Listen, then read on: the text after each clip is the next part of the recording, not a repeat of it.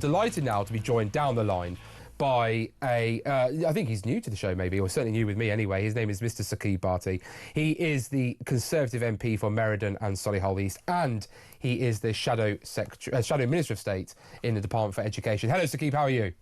Hi, Jonathan. Good to be here. Well, look, thank you so much for joining us. First of all, Saqib, the Conservatives coming out with a big announcement today regarding loud music on buses and railways. The Shadow Secretary of State for Transport, Richard Holden, has said that he wants to see people shouldn't have to endure someone else's choice of, and I quote, crap music. I shared what my version of music is. I'm keen to know, what's your version of, what's the music of choice for you, and what would you deem as crap music? Oh, now you're really putting me on the spot, Jonathan. I'm trying to think. I have quite an eclectic taste of music. I'm trying to think. I'll come back to you on that one. Let me have a bit of a... Okay, we'll have a think. We'll have a think. Is there any particular music you would hate to overhear on the bus or the train? Is there anything that would really grind your gears? Do you know, I'm not really into drill music. So if that kind of stuff, probably if I heard it and it was really loud, I'm sure I'd feel quite strongly about it. But look, I was listening to your last contributor from the audience, from your listeners, and look, I think this actually speaks to he said it was a gimmick. It's not. This speaks to a broader sense of an insecurity that people feel around antisocial behaviour, and it doesn't just stop there. I'm sure we'll probably unpack some of this later on in the show, but there is a broader feeling around security, and I can give you personal examples. Being in Westminster during the week, I've walked out of Parliament, I've had someone reach over and take my phone out of my hands. Now, my wife had her phone stolen, and when we went down to the Vodafone shop to get the SIM card blocked, etc., the lady in front had her phone stolen, and the lady who was serving her said, "I've not sold any phones all day. I've had 40. I've done 40 of these. And if you extrapolate that across all the mobile phone providers just in central London, you can just imagine the cost of that." And so I take the view, actually, there is no such thing as real petty crime. This all feeds into other stuff, and it's about respecting each other. So if you're on the bus, you can't put headphones in, and you are going to play music at such loud volumes that it's disturbing everybody else. And I assume there'll be a bit of common sense applied to this. Clearly, there has to be something done about it, because people feel very strongly about this. Well, I was about to say, actually, I agree with you. Look, I get that people will say immigration, the NHS, the state of the economy, those are the big issues. I don't think the Conservative Party denies that, but I think the Conservative Party is actually showing, for the first time I've seen, some decent what I call retail politics, which is, as you say, there are plenty of us in our lives who have been on a bus or a train the last couple of years in particular, where there are young people in particular just blaring out music without any consideration for others around them, despite the fact there is an abundance of wireless headphones and earphones that could be now purchased from a variety of different providers. And so I think it's right to say, you know what, like you say, we're going to hark back to a time where you have respect for the people around you and respect for the community that you live in. And at the end of the day, I think, as you're saying here, the Conservatives are planning to put amendments to the Railways Bill and Buses Bill to say that basically there should be some enforcement made on buses and on the railways as well, with on-the-spot fines. And I think this is the type of thing that will actually help. I think this is the type of thing that's popular. My only question would be, the Liberal Democrats did propose this similar thing, albeit they would do a £1,000 fine, they specified, in April 2025. Is this a good chance for the maybe Conservatives and Lib Dems to work together, to collaborate on when it comes to things that are in the nation's interest? Look, we will always put forward as common sense policies, and especially when it comes to things like antisocial behaviour, security, even when we talk about immigration, actually, and we'll unpack some of what Reform are talking about. We will put that together, and if people want to get behind our agenda, our door is open. And you say there about immigration, obviously Reform as well. If you don't mind, I'll go straight to that Reform thing. Obviously, Nigel Farage put out a very punchy policy position. Obviously, immediate arrest and detention using ex-military bases, up to 24,000 spaces on those. Leave the ECHR, abolish the Human Rights Act, derogate from the UN Refugee Convention and UN Agreement Against Human Torture, introduce the British Bill of Rights, offer £2,500 for those who volunteer to deport themselves, as well as having the flight covered, fare covered too, and remove people back to countries even like Afghanistan and Eritrea, where Nigel Farage is willing to do deals with, or send them to safe third countries like Rwanda, or use the Ascension Islands. I mean, it is eye-catching, it is bold. Is it something that you support? Look, Nigel Farage will come out with eye-catching policies. He is a populist politician. He will come out with policies that he thinks capture the mood of the day. But the reality is the Conservatives have had a plan for a deportation bill for many, many months now. A lot of what he's talking about is actually stuff we've already said that we will do. And my worry is actually that he will march people up a hill and he won't be able to deliver any of that. I mean, let's take the... Oh, sorry, Saqib, the signal just cut up a bit there. We will get back to you, don't you worry, okay, because you were just in your stride. So Saqib making the point that a lot of this was already in the Conservative deportation bill. Just to be clear, the Conservative deportation bill, it says to carve out elements of the Human Rights Act is the idea there. So the idea is that rather than scrap the Human Rights Act, they would carve it out. And of course, we expect Kemi Badenoch to come out at Conservative Party conference and say that the party's position is to leave the ECHR entirely. So we'll be looking to hear those. Saqib, sorry, I know you're joining us. Apologies there for a bit of technical difficulty. Sorry, you were just in your stride. You were just in your stride. So you were saying there, Nigel Farage is a populist. He can push easy solutions. A lot of these solutions are already actually Conservative policies. And then I'll let you continue from there. Thanks, Jonathan. I'm sorry about that. But is he going to sit down with the Taliban to do a deal? Is he going to recognise a Taliban government? What's he going to do when he does that in terms of the Afghan women and girls that are being treated badly? It's not just a simple kind of one-issue solution to all this. It's much, much broader. So he'll do the eye-catching stuff. But the reality of delivering these policies is a completely different scenario. We've already said that we will deport foreign criminals. We need, frankly, we need the prison spaces. But it is also the right thing to do. When people have come over here, abused any hospitality they've been given, and abused the British sense of fairness, they absolutely should be deported. But Nigel Farage, by the way, was against mass deportations a few months ago, and now all of a sudden he's changed. So I'm really curious as to what's changed in his mind from a few months ago when he said it was absolutely not the answer. And my worry is that he will say anything and everything to get himself over the line, but in the end there will be no delivery and people will be left very, very disenfranchised. Now, Saqib, Nigel Farage will say that if you look at Germany, for example, they have been deporting migrants to Afghanistan and no one's accused them of being Taliban sympathisers. So why can't we do that in the UK? Well, look, all good journalists should, and I count you as one of those, Jonathan, should ask him that question. Will he recognise the Taliban then? Will he do that? Will he sit down with them and will he do a deal? Will he be shaking hands with the sheikhs over there? We've got huge amounts of illegal migration happening from Iran. Will he sit down with the Ayatollahs? We've got Somalia, Sudan, Eritrea. These things absolutely need to be dealt with, by the way. But how is he going to do that in a practical, sensible way? It's all well and good announcing things without a thought-through plan. That's the difference with the Conservatives. We are thinking through what we're going to do. What does it mean to leave the ECHR? And what will it mean in terms of, will that solve the issue? Do we need to leave the Refugee Convention? What about the Human Rights Act? Do we just derogate from that, as we've said already? Or do we have to go further? There are serious questions, and you can't take the British people for a ride. You have to take them seriously and have a proper thought through plan, and I'm very confident that we all have that. But you say, Saqib, there, like for example, we expect Kemi Badenoch to announce at Conservative Party conference that the party's position will be formally to leave the ECHR. You say that with the deportation bill, I know there's carve-outs for the Human Rights Act, not to scrap it entirely, but carve out when it comes to immigration cases in order to deport illegal migrants and foreign national offenders. Albeit, Saqib, I'm going to say there are a lot of Conservatives in the Parliamentary Party, when people like myself put those down as amendments to the Safety of Rwanda Act under Rishi Sunak, that voted against that with Labour MPs. So you can imagine it's a bitter pill for me to swallow and trust that that would actually be delivered on. But let's take it at good value that it would do. You then talk about the Refugee Convention. Possibly, do we need to derogate or indeed leave that? There seems to be a cigarette paper here between Conservative and Reform, and rather than being at loggerheads with one another, why don't we come together, unite the right and have a joint plan, use our joint expertise and experiences in order to make sure the public know that everyone's working in their interest and to see the back of this Labour government?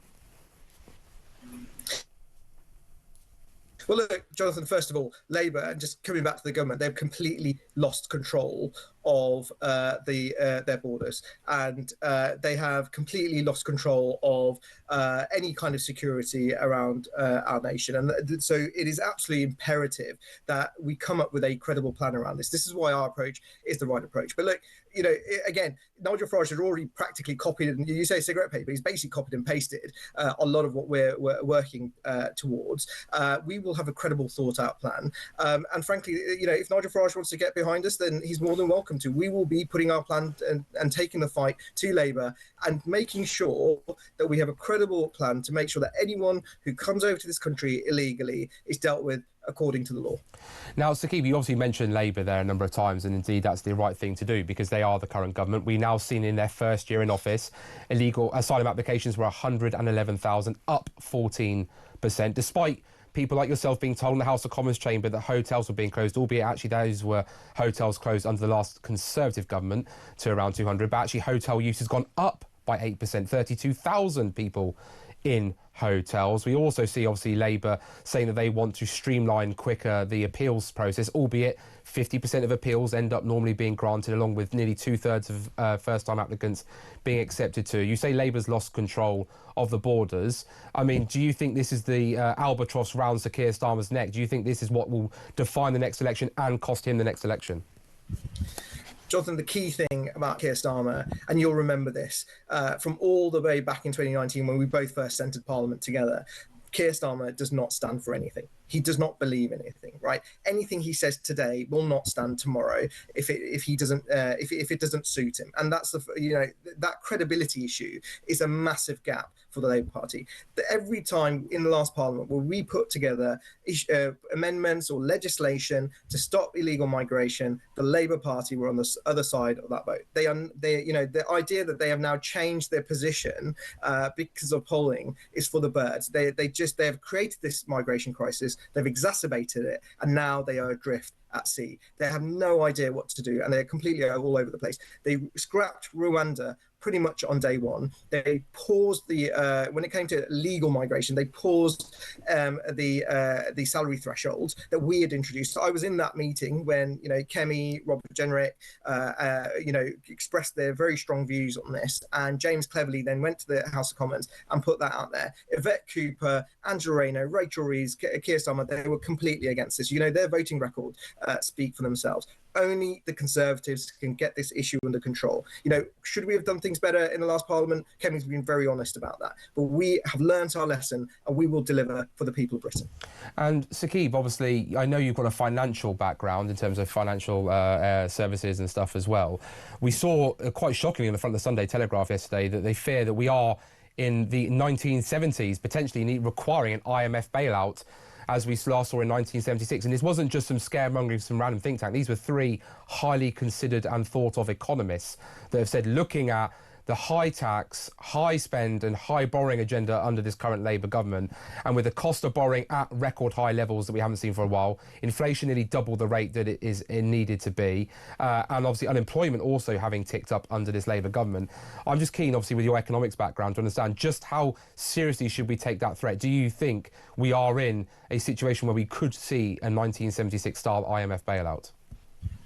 Jonathan, I believe we're in the 1970s already. I mean, Rachel Reeves, when she, back in January, I think I did an interview and I said she has got very, very bad options. She's got to appease the bond markets, which were already reaching record highs. And she also had to appease our backbenchers. Fast forward 7 or 8 months, your 20-year bond yield, where the government effectively goes to the bond markets to borrow money, are record highs since records began. Your 30-year bond yields are at record highs. Your 10-year bond yields are at record highs. It is going to be really, really costly for the government. Look, I hope we're not going to be going to the IMF. Of course I do, because reality is it is the poorest to get hit hardest. The IMF are going to turn around and say they want record levels of expenditure cutting. They want tax rises. And the difference in 1976 was that actually we borrowed a lot in foreign currency, and the US effectively, through the IMF, had bailed us out. And that, we're not in exactly the same situation. But of course, you have to take it seriously. And Rachel Reeves and Keir Starmer have no control over their own backbenchers, let alone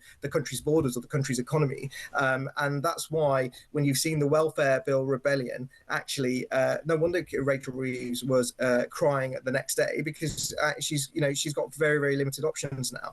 And ultimately, they've attacked the wealthy, who pay huge amounts of tax and help fund our public services. They've attacked ambition. They've attacked businesses. The British Retail Consortium, by the way, has just in the last few days has said that food inflation is going to hit 6% by Christmas, 6% when we're all doing our Christmas shops. And, people, I represent some very, very poor wards. I'm going to be thinking about the support that they need. And it is all because Rachel Reeves and Keir Starmer thought they could take people for fools at the last election. They came in and they made this fictitious black hole, and they wanted to put this around everybody else's neck and make sure that this was a political win for them. And they've absolutely just absolutely ruined the bed. I was going to use stronger language, but they've gone. It's a really, really serious situation. Saqib, and now it means that the markets do not take seriously Britain when we will go borrow money, and the bond yields will be increasing. How seriously, Saqib, would you accept the charge that the Conservatives were the ones who left Labour, as they would say, with a £22 billion black hole? They left with tax burden at the highest levels since records began, that they left an economy creaking all over the place, underinvestment in public services, wage stagnation and growth stagnation. I mean, that would be the charge against the Conservatives. It's a fair charge, isn't it? The reality was that when we were in government, and you'll hear constantly Conservative MPs say quite rightly that we left inflation at 2%, but it was much broader than that. By the way, I was a tech minister. We had the largest tech, one of the second largest tech economy in the world. We had record numbers of unicorns, and we were creating jobs. Since Labour have come in, we've had record numbers of business closures. We've had unemployment rising. Hospitality has been hit hard. Our farmers have been hit hardest. Our pensioners, some of our poorest pensioners have been hit hard.